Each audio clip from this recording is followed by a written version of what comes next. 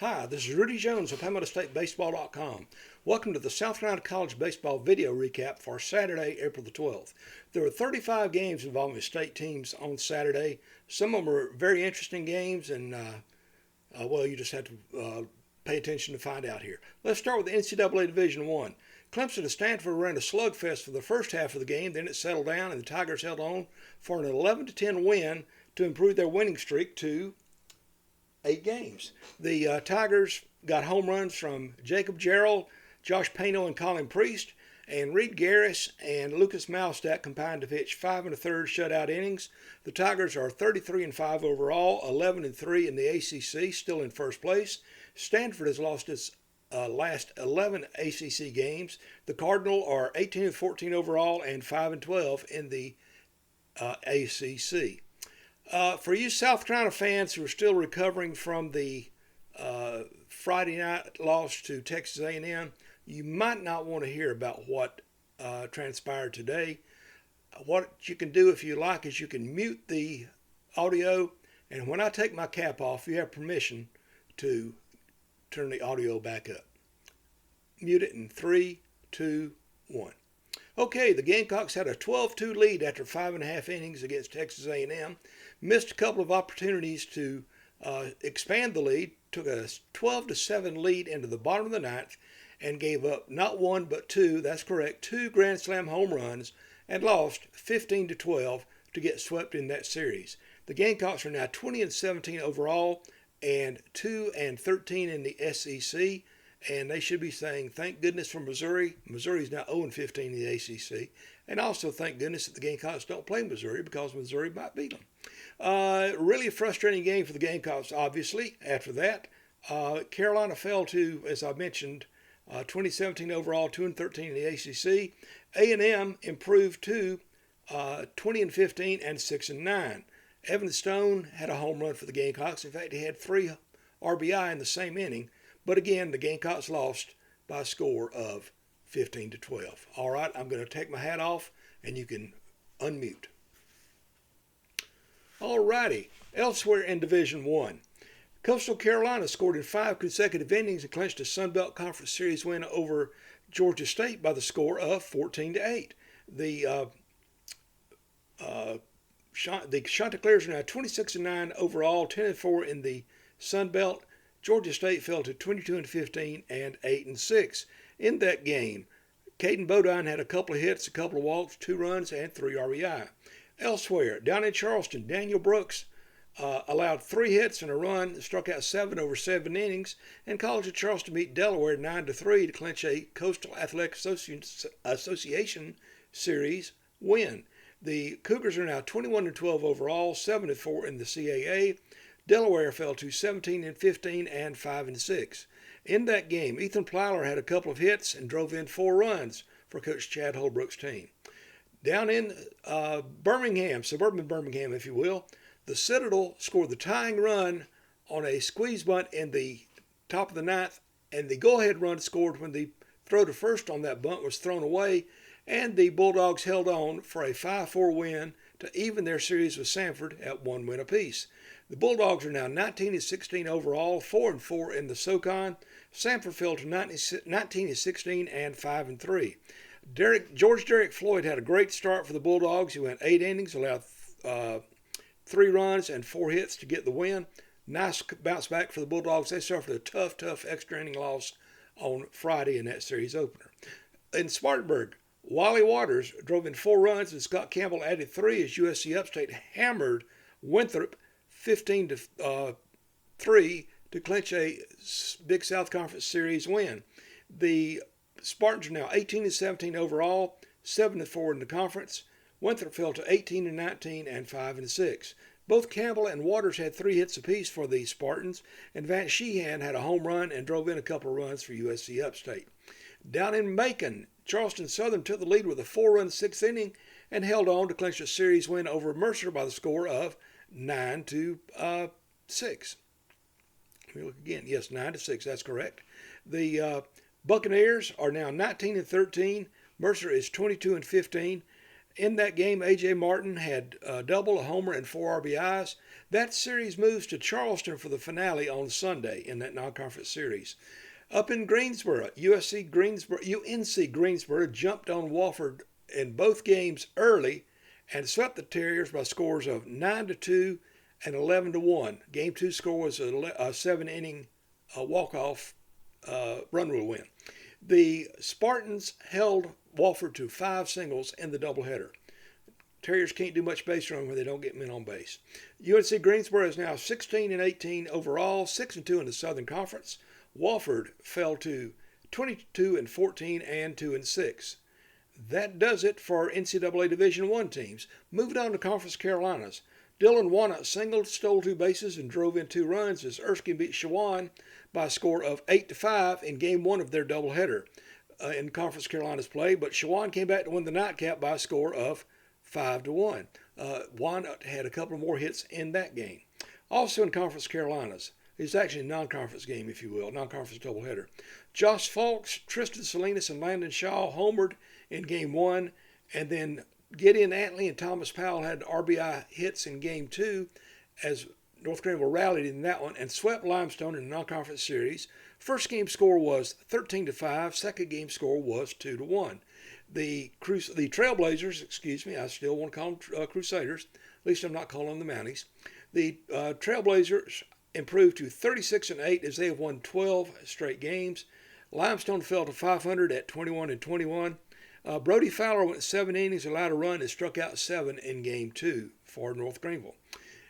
Elsewhere in the Conference Carolinas, Blake Henderson drove in 3 runs, including 2 in a 4th-inning single, and UNC Pembroke snapped Francis Marion's 13-game winning streak with a 4-3 win in Game 1 of a doubleheader at Carolina Bank Field in Florence.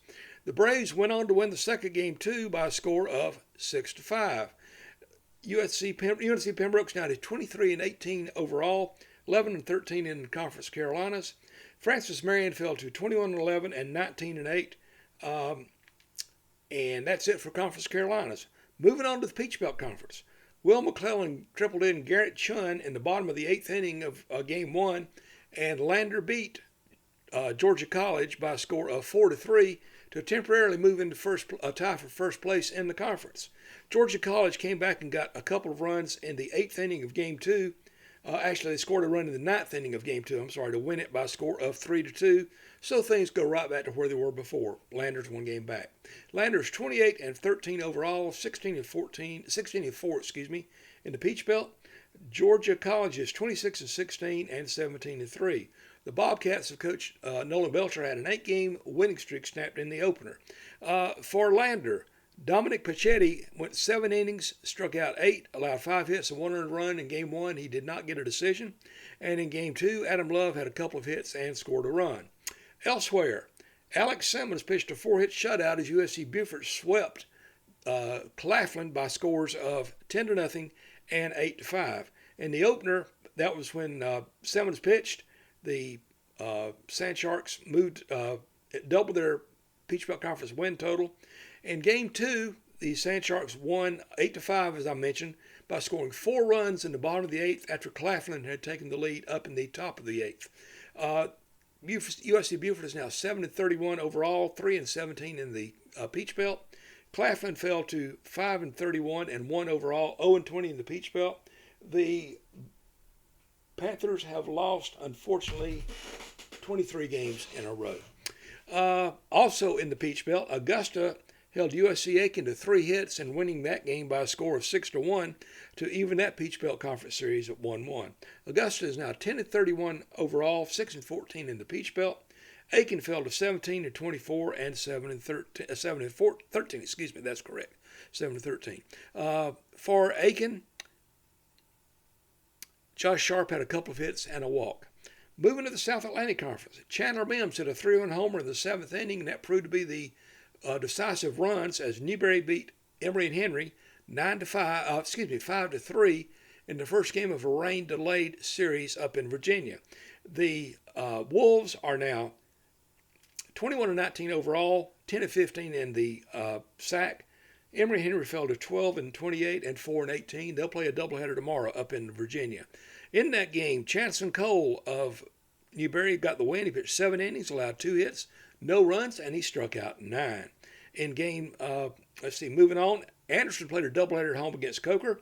The Trojans won the first game, scoring all 6 of their runs in the second inning to win that game 6-4. Then Coker responded with a big inning in game 2, scoring 9 runs in the 9th inning to break a 4-4 tie and go on to a 13-4 win. Anderson's now 22-19 overall, 11-13 in the conference. Coker is 25-17 overall, 13-11 in the conference. In game 1, Braden Owens had a homer, drove in a couple runs. In game 2, Ix Sereno was 4 for 5 with 3 doubles, 2 runs scored, and 2 RBIs. Moving to other four-year schools. Spartanburg Methodist swept a doubleheader from Bruton Parker. Dario Stulio drove in 3 runs, had 3 hits, drove in 6 runs in game 1 as the Pioneers won that game by a score of 12-2.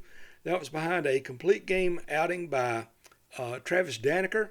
He allowed 2 runs and struck out 4. In game 2, the Pioneers won 16-8. In that game, they had 23 hits. Justin Dawkins had 5 hits in that game. Spartanburg Methodist is now 17-23 overall. Bruton Parker is 11-27. Benedict got a split with Tuskegee down in Alabama to clinch a Southern Intercollegiate Athletic Conference Series win. The Tigers scored 8 runs in the first inning and 8 in the seventh, to bookend a 22-5 win. In the second game, Tuskegee took the early lead. Benedict got back within a run, hit a ball to the warning track for the final out of the game, and lost game 2, 7-6. The Tigers are now 18-11 overall, 16-11 in the conference. Tuskegee fell to 13-27 and 9-18. In game 1, Shane Williams pitched a complete game for the Tigers in that game. He allowed 3 earned runs in the complete game. And in game 2, Juan Goddard had a hit, a walk, a run scored, and an RBI.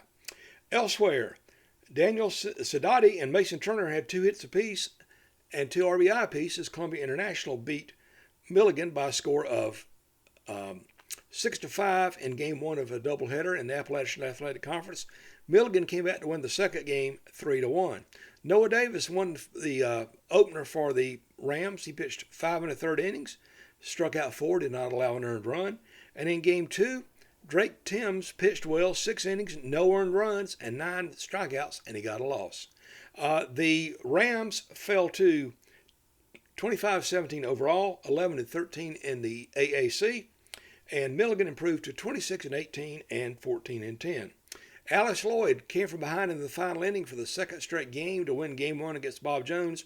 That score was 7-4, and in game 2, Alice Lloyd won it also 6-2, and that improves Alice Lloyd to 20-14. Bob Jones fell to 9-22.